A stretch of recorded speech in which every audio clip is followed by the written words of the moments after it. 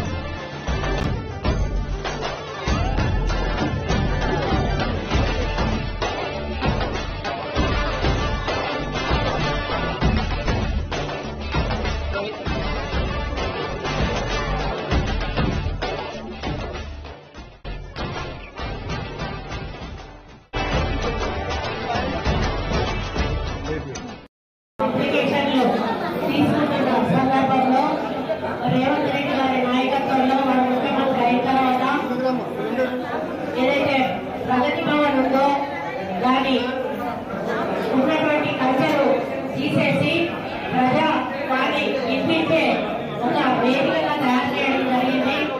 ప్రజావాణి పేరిట అక్కడ వేలాది నుండి వచ్చి అప్లికేషన్స్ ఇచ్చి మారుమూల ప్రాంతాల నుంచి రావడం చూసి వారికి వాళ్ళని ఇబ్బంది పెట్టడం ఎందుకు, మనమే ప్రజల వద్దకు పోతే బాగుంటుందనేటువంటి ఆలోచనతోటి ఈ ప్రజాపాలన కార్యక్రమానికి శ్రీకారం చుట్టడం జరిగింది.